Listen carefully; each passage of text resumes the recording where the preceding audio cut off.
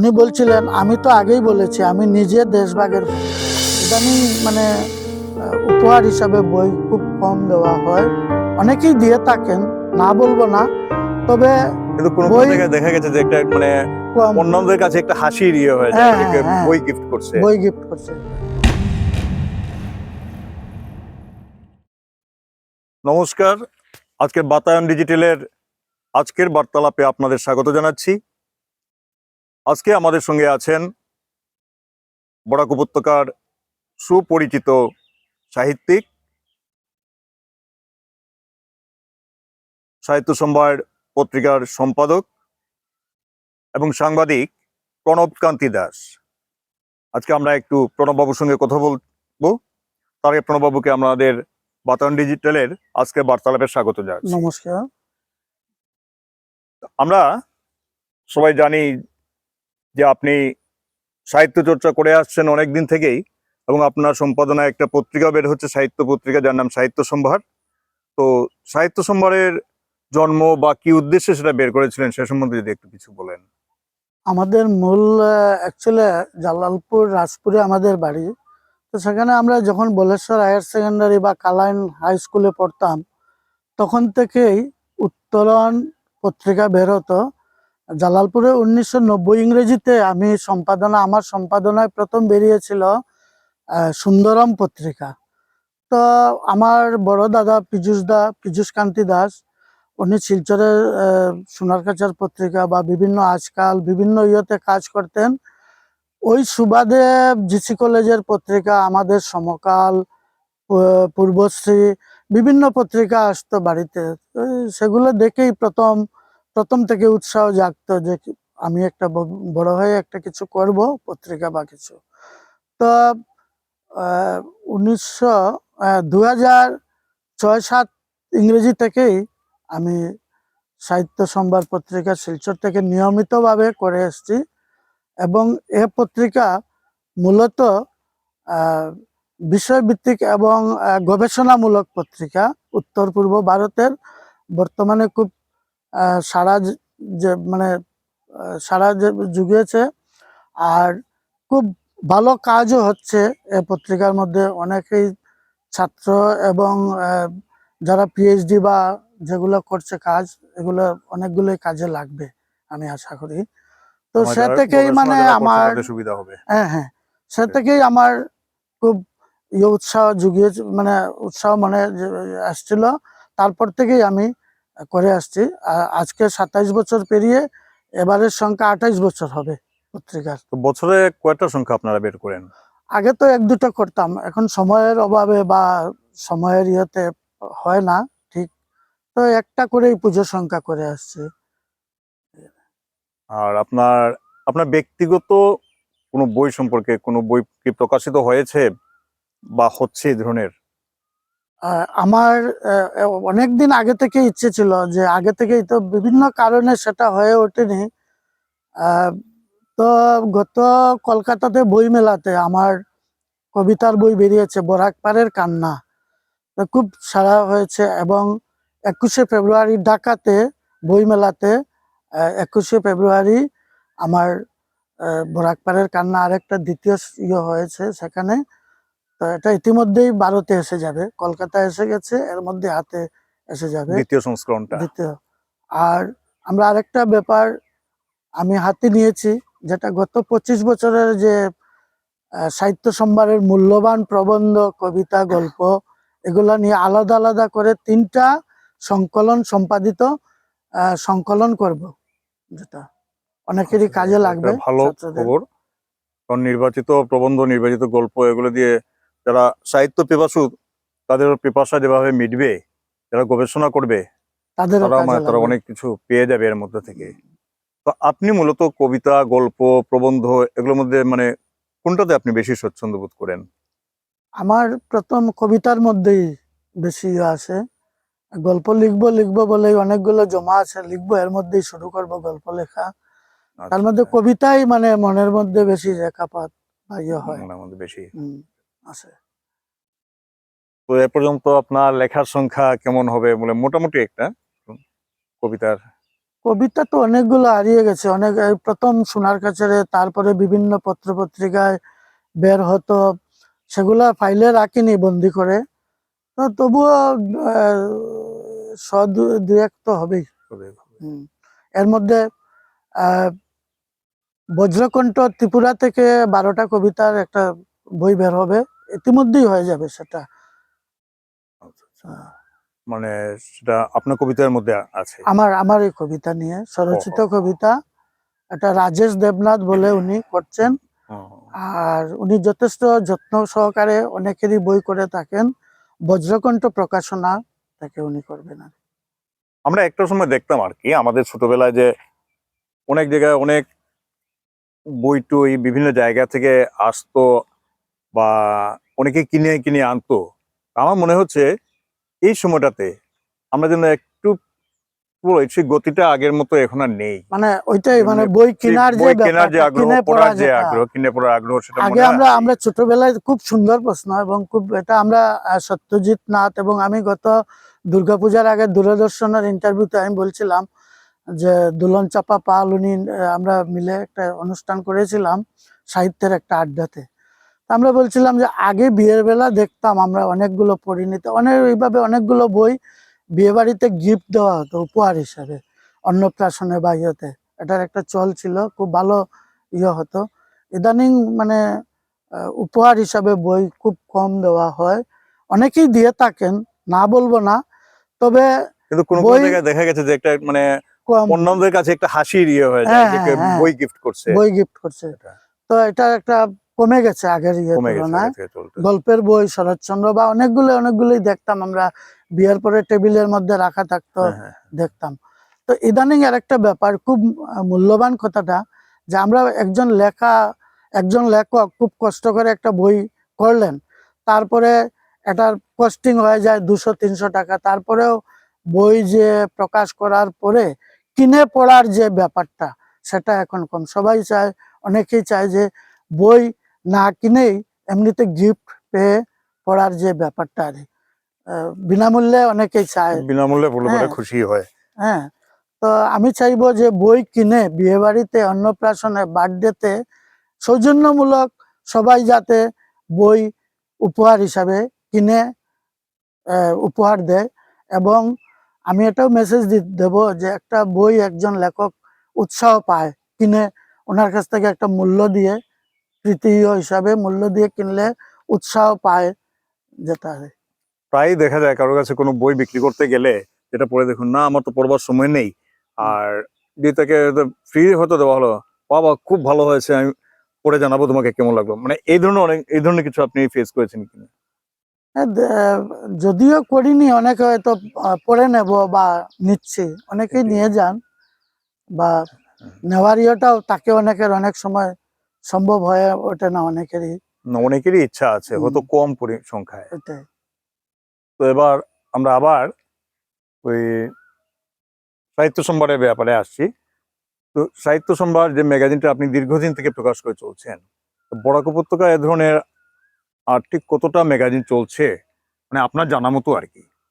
আজকে আমি যে জায়গায় দাঁড়িয়েছি, কালাইন, এটা কালাইন, একটা কালাইন বাগান। হ্যাঁ। তো বৃহত্তর কাটিগড়ার কথা প্রথমেই বলি, যে পশ্চিম কাটিগড়া থেকে কস্তুরী বলে, আপনি মানস চক্রবর্তী, উনি এতদিন 2001 থেকে মনে হয় করছেন না, 2001 থেকে। 2001 থেকে, তো বেশ দিন হয়ে গেল। বিহারা থেকে সত্যদর্শন, মণিশঙ্কর পুরকাইস্ত খুব মানে যত্ন সহকারে করতেন। কাটিগড়ার সুরেশ পালের ছেলে, ওনার নাম সুরজিৎ পাল। সুরজিৎ পাল, উনিও একটা মধ্যে দেখলাম খুব একটা মানে খুব সম্ভবত তরঙ্গ তরঙ্গ ওই ধরনের নাম দিয়ে করছিলেন। বা ওনার নাম কি, মারা গেছেন, যে সাংবাদিকতাও করতেন কাটিগড়ার, নামটা আমি ভুলে গেছি এখন। সত্যেন্দ্র দাস। সত্যেন্দ্র দাস। সত্যেন্দ্র দাস। বা তাজিরদাও লিখতেন, জানি না পত্রিকা করতেন কি না, ব্রাত্য তাজিরদা। লেখা একটা সংখ্যা বেরিয়েছিল, একটা সংখ্যাই ব্রাত্য বেরিয়েছিল। লেখা একটা বেরিয়েছিল। আর এতদিন ছিল তো কবি সাহিত্যিকের অভাব নেই, অনেকেই, যেমন রাজপুর বাগানে কল্যাণ ভট্টাচার্য, উনি খুব বড় মাপের একজন লেখক ছিলেন। উনি গান লিখতেন, সংকীর্তনে গ্রামের যে কীর্তন হতো সন্ধ্যার পরে, হুম। সেগুলো গান লিখতেন, খুব ভালো লিখতেন। তার লেখা বাইরেও অনেকগুলো প্রকাশ পেয়েছে। তো শিলচর, করিমগঞ্জ, বরাক উপত্যকাতে অনেকগুলো পত্রিকায় বেরোতো। যে লালা থেকে আশিস দা একটা বের করে, তারপরে করিমগঞ্জ থেকে মাসুক দা করে, শিলচর থেকে তো অনেকগুলোই বের অনেকগুলো হচ্ছে। বের হচ্ছে। আউল নামের রাজেশ এবং আশু খুব ভালো সাড়া জাগিয়েছে, পত্রিকা চলছেও ভালো। তারপরে আরো তো বের হচ্ছে অনেকগুলোই। এর আগে কালাইন থেকে বের হতো সাহিত্য সারথি, সভাড়াদের জন্য, হ্যাঁ, হ্যাঁ। প্রায় 2টা বা 3টা সংখ্যা বেরিয়ে আর কি। এগুলো আর ঠিক না, অনেকগুলোই প্রকাশ হতে এক পারছে দুটা না, তিন, 1-2টা এক সংখ্যা দুটা বেরিয়েছে। সংখ্যার বেশি, অনেকগুলোই মানে এক দুটার বেশি, হ্যাঁ, তার বেশি হয় না। বিভিন্ন প্রতিকূল অবস্থায় কন্টিনিউ এসে যায়। করা যেটা, এটা একটা বিরাট সমস্যা। এখানে ইন্ডাস্ট্রি নেই, এখানে কোনো বিজ্ঞাপনের যে ব্যাপার বা যে সেটা একটা দুরূহ ব্যাপার। সেটার জন্যই হয়ে ওঠে না। এক দুটা সংখ্যা লেখক আছেন, এখানে অভাব নেই, ভালো ভালো লেখা পাওয়া যায়, কিন্তু ওই যে বিজ্ঞাপন বা আরো মূল্য দিয়ে যে কিনা, সেটার একটা ব্যাপার, যার জন্য আমি এত বছর ধরে বিনামূল্যেই সাহিত্য সম্ভারটা আমি করতাম। তো এখানে একটা প্রশ্ন আছে, আপনি সেটা কিভাবে ইয়ে করতেন? আমি যেগুলো বিজ্ঞাপন আমাকে ভালোবেসে যারা দিতেন, যাই দিতেন তা দিয়েই বই করে, তারপরে আমি আর কোনো টাকা পয়সা নিতাম না। তো ইদানিং একটা ভালোবেসে যা কিছু, গত সংখ্যাটা অনেকেই বলছিলেন, যেমন দীপক সেনগুপ্ত বলছিলেন বা আরো অনেকেই, যে তুমি একটা মূল্য দাও পত্রিকার। আমি এবং সত্যজিৎ নাথ আমার বন্ধু মিলে আমরা ঠিক করলাম যে হ্যাঁ, লিখবো মূল্য, ভালোবেসে যা কিছু, 1 টাকা দিলেও নেব আর 100 টাকা দিলেও নেব, সেটা ভালোবেসে যা কিছু। মূল্যটা ছিল ভালোবেসে যা কিছু, সাহিত্য সম্ভারের গত সংখ্যায়। সম্প্রতি আপনার যে কাব্যগ্রন্থটা প্রকাশিত হয়েছে, যেটা হচ্ছে বরাকপাড়ের কান্না, তো সেটা সম্পর্কে আমরা এটা জানতে চাচ্ছি, এটা কি ঠিক বরাক উপত্যকাকে নিয়ে লেখা সবগুলো কবিতাগুলো? না, বরাক উপত্যকা শুধু না, অনেকগুলোই আছে। যেমন আমার এই বড়াইল পাহাড় কাঠিগড়া, এখানে বড়াইল ওয়াইল্ড লাইফ যেটা, সেটা আচ্ছা, নিয়েও আছে। যেমন আপনি পড়তে পারেন বরাক পাহাড়ের কান্না বই থেকে। হ্যাঁ, তো বড়াইল পুড়ে ছাই, যে কবিতাটা দেখি আপনাকে বইটা। একটু পড়ার জন্য আমি অনুরোধ করছি, দেখুন। আমাদের হাতে এসছে ওনার বরাকপাড়ের কান্না কাব্যগ্রন্থটি, যেটা ওই কিছুদিন আগে প্রকাশিত হয়েছে। তো সেই কবির আগ্রহেই আমি একটা কবিতা পাঠ করছি। আবৃত্তি তো করতে পারি না। কবিতাটার নাম হচ্ছে বড়াইল পুড়ে ছাই। আমরা সবাই জানি বড়াইল পাহাড়, এটা যেন আমাদের একটা নিজস্ব সম্পদ হয়ে গেছে, বরাক উপত্যকার সঙ্গে অঙ্গাঙ্গিভাবে জড়িত। আমরা যেখানে দাঁড়িয়ে আছি, আমাদের সামনে বড়াইল পাহাড় মাথা উঁচু করে দাঁড়িয়ে আছে। তাই সেই কবিতাটা সেই কবির সামনে দাঁড়িয়ে পড়ছি, বেশ ভালো লাগছে এই অনুভূতিটা। বড়াইল পুড়ে ছাই। কত রাত জেগে দেখেছি বড়াইল পুড়ে ছাই হয়ে যায়। বড়াইলে ঝর্ণার সঙ্গীত, ডাইনির আগুন, যে আগুনে মন উদাস হয়ে ওঠে। গিরিখাতগুলিও প্রহরে প্রহরে জেগেছে, ঝর্ণার কাছে তৃষ্ণার্ত। শীতলতা পুড়েছি জুমে আগুন ধরায়, পাখির নীড় সহ পাখিটি অসহায়। এক একটা ঋতু পুড়ে পুড়ে যায়, একা একা হাঁটছি বুকে হাত রেখে, আমার ছায়াও হাঁটছে তোমাকে দেখে। তেষ্টা মেটাবো বলে আমি এখন উড়বো ডানা মেলে, ডুবন্ত হ্রদে আলোকে খুঁজতে বড়াইল, তুমি হচ্ছ হতাশ। বড় বড় পাথরেরাও বালি হয়ে যাবে, জোনাকিরা ভিড়ে হারিয়ে খুঁজবে অস্তিত্ব। বেশ ভালো লাগলো কবিতাটা। পাথরগুলো, বড় বড় পাথরগুলো বালি হয়ে যাবে, জোনাকিরা নিজেদের অস্তিত্ব যেন খুঁজে পাচ্ছে না। এই বড়াইলকে নিয়ে, প্রকৃতিকে নিয়ে, নিজের উপত্যকাকে ভালোবেসে এই লেখাটা সত্যি মন কেড়ে নেয়। আশা করি বাকি লেখাগুলো পাঠকের মনে একটা দাগ কাটতে পারবে, পাঠক মূলে সমাদৃত হবে। কিন্তু প্রণববাবু, আরেকটা জিনিস শুনেছিলাম, সদ্য প্রয়াত, খুব সম্ভবত কালী পূজার আগের দিন প্রয়াত হয়েছেন বরাক উপত্যকার, বরাক উপত্যকা বললে হয়তো খাটো করা হবে, উত্তর পূর্বাঞ্চলের স্বনামধন্য কথাকার কথা সাহিত্যিক মিথিলেশ ভট্টাচার্য। সেই মিথিলেশ ভট্টাচার্যের মৃত্যুর কিছু আগে আপনি এবং সত্যজিৎ নাথ, গল্পকার সত্যজিৎ নাথ, ওনার একটা সাক্ষাৎকার নিয়েছিলেন। সেই সাক্ষাৎকারটার বিষয়ে যদি কিছু বলেন। আমরা একদিন গেলাম ওনার বাড়িতে। উনি এই বইটা না? হ্যাঁ হ্যাঁ, আচ্ছা আচ্ছা। মিথিলেশ দা, এটা একটা সাহিত্য সম্ভারের উদ্যোগে আমি এবং আমার বন্ধু সত্যজিৎ নাথ এই সময়ে বরাক উপত্যকা তথা উত্তর পূর্বাঞ্চলের বিশিষ্ট গল্পকার এবং লেখক সত্যজিৎ নাথ, তো আমরা গেলাম। দাদা ফোন করলেন যে তোমরা একটু আসো। যাওয়ার পরে বিভিন্ন আড্ডা হলো, কথা হলো। তারপরে আমি হঠাৎ বললাম যে একটা সাক্ষাৎকার হয়ে যাও। আচ্ছা নেও নাও, তোমরা একটা সাক্ষাৎকার নিয়ে যাও, যদি মরি টরি যাই। জানি না উনি ওনার প্রকাশ করলেন, কে জানতো উনি এভাবে হঠাৎ করে চলে যাবেন। তো আমরা একটা সাক্ষাৎকার নিয়েছিলাম ওনার, সেটা কথা সাহিত্যিক মিথিলেশ ভট্টাচার্যের শেষ সাক্ষাৎকারে আমি এবং সত্যজিৎ নাথ। তো এটা শীতালং পাবলিকেশন শিলচর থেকে প্রকাশিত হয়েছে। প্রচ্ছদটা বানিয়েছে আশু চৌধুরী।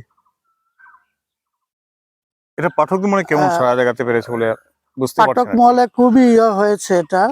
তো উনি গল্প লেখার যে ব্যাপারটা, গল্প লেখার যে টিপস গুলো, এবং উনি বলছিলেন যে আমি একটা প্রশ্ন করেছিলাম, মানে বানিয়ে গল্প হয় না বলতে চাইছেন?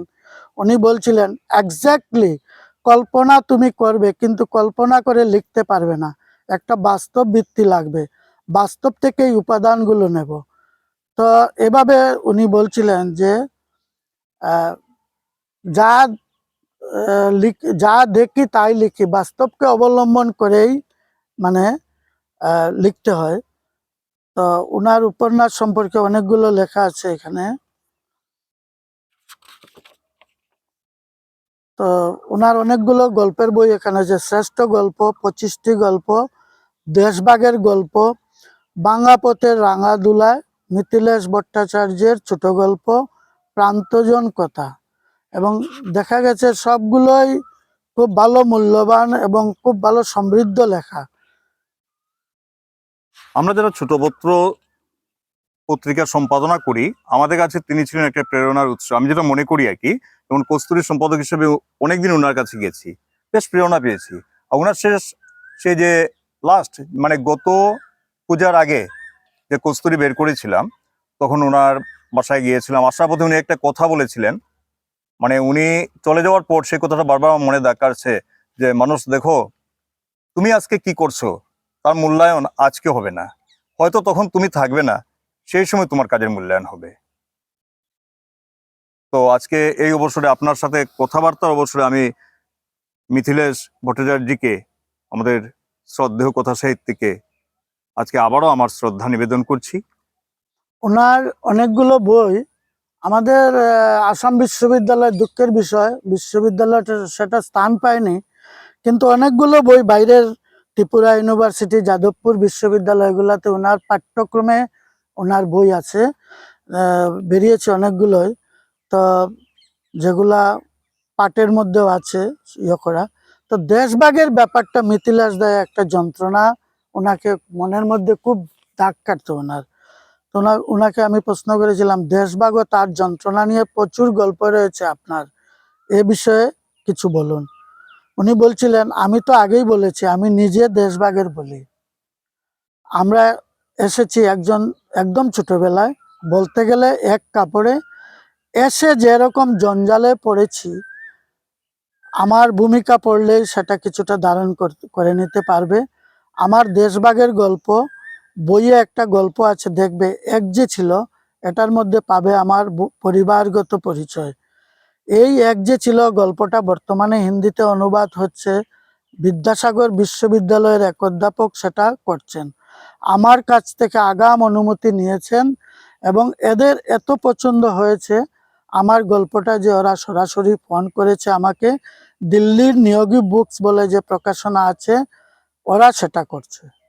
ধন্যবাদ মিথিলেশ দার বই নিয়ে একটু আলোচনা করার ঠিক জন্য। আছে, আপনার কাছ থেকে আমরা অনেক কিছু শুনলাম মিথিলেশ দা সম্পর্কে। ওনার প্রতি আমরা শুধু শ্রদ্ধাই নিবেদন করতে পারি, কারণ আমরা যা হারালাম সেটা খুব সহজে পূরণ হবার মতো নয়। আপনার ম্যাগাজিনকে নিয়ে, সাহিত্য পত্রিকাটা নিয়ে আপনি আরও এগিয়ে যান। সেই সঙ্গে আপনি যে আগামী, যেটা আমরা শুনলাম এখন আপনার মুখ থেকে, যে প্রবন্ধ সংকলন বেরোচ্ছে, নির্বাচিত প্রবন্ধগুলো, নির্বাচিত গল্প সংকলন, নির্বাচিত কবিতা সংকলন, সেগুলোর জন্য আপনাকে আমরা আগাম শুভেচ্ছা জানাচ্ছি।